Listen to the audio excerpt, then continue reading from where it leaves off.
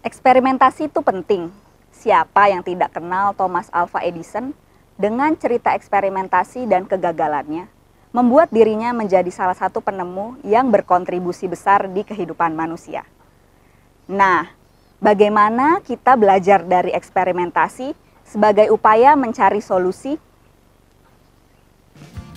Hari ini, saya bertemu dengan Toshi Nakamura, pendiri dan CEO Kopernik. Sebelum mendirikan Kopernik, Toshi pernah bekerja untuk Perserikatan Bangsa-Bangsa dan McKinsey.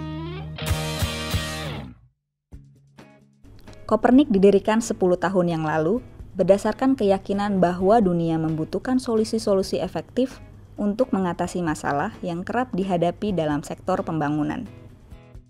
Kopernik berfokus pada penelitian dan pengembangan untuk menemukan solusi efektif dalam menghadapi tantangan sosial dan lingkungan melalui eksperimentasi singkat yang berkontribusi terhadap pencapaian SDGs.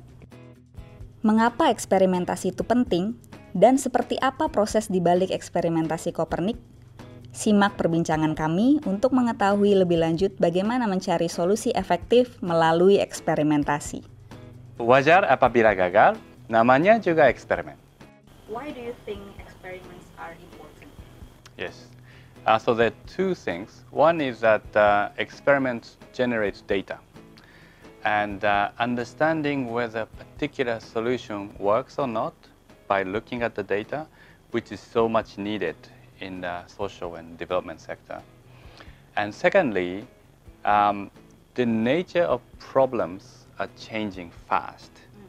And then also, because of a lot of development in the technology, solution space is also changing. So that means that we need to always look at solving the problems in a different way. Of course, the old ways, if it works, that's great. But there's always a possibility of additional new solutions. So in order to know whether these new solutions work or not, we need to do experiment. Well, so I tend to think about like chemistry or lab with the beakers, mixing different liquid. That's, I think, a typical image of experiment. And then we are basically bringing the similar concept into a social sector and then trying to apply the ideas to solve the problems in the social and environmental sector. So at the moment, we have 25 results of the experiment on our solutions catalog. So Solutions Catalog is a website, where the result of our experiments are listed. So it basically explains all the experiments that we have conducted that we can share, and then the result, and they are listed according to the strengths of effectiveness.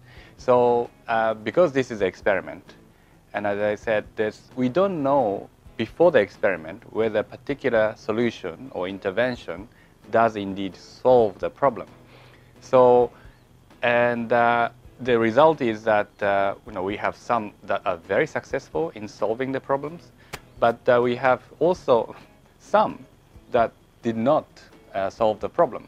So we are listing all these successful ones and the less successful ones on our website so that we can share our learning. Once we start to conduct the experiment, we learn so many new things, and then sometimes we need to change the direction a little bit.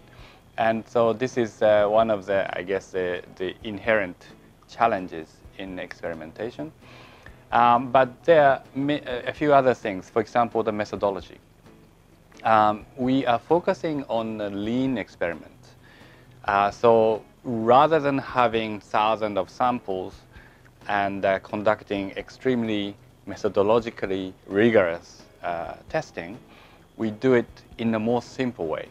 And sample size are smaller. Sometimes we use less than 10 samples. And we not always do the randomization. So this means that the result may not be representative. But we learn so many things from this lean experiment. And sometimes the impact is very, very obvious. And that really encourages us to do a more rigorous testing afterwards. In the solutions catalog, we started to incorporate 360 videos. So some of the experiment now, if you go to the particular experiment page, you see either challenges or the unmet needs or the solutions recorded with the 360 video. This is really to help the audience, the users of the catalog, better understand exactly what kind of challenges we want to solve and what kind of solutions that we tested.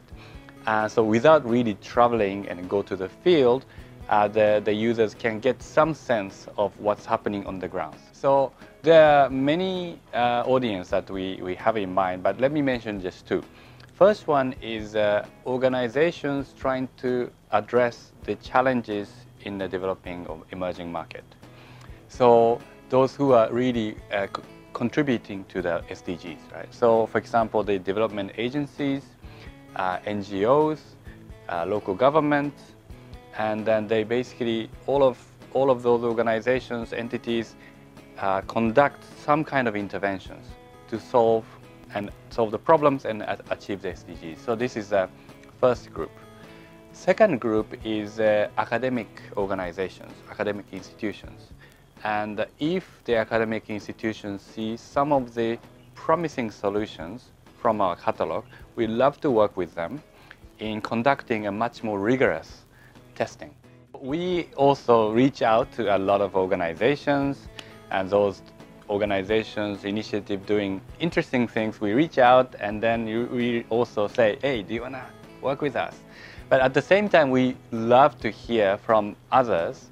If you see our solutions catalog and some of the experiment very relevant or interesting, please get in touch because we love to work with many organizations together. Bagi kalian yang ingin tahu lebih lanjut mengenai ragam eksperimentasi yang telah dilakukan Kopernik, silakan akses Solutions Katalog pada link berikut. Sekian cerita kami hari ini. Saksikan cerita inspiratif lainnya di episode Apa Kabar Bali mendatang. Ingat untuk selalu melakukan 3M. Mencuci tangan pakai sabun selama setidaknya 20 detik, memakai masker saat beraktivitas di luar rumah, dan menjaga jarak. Salam!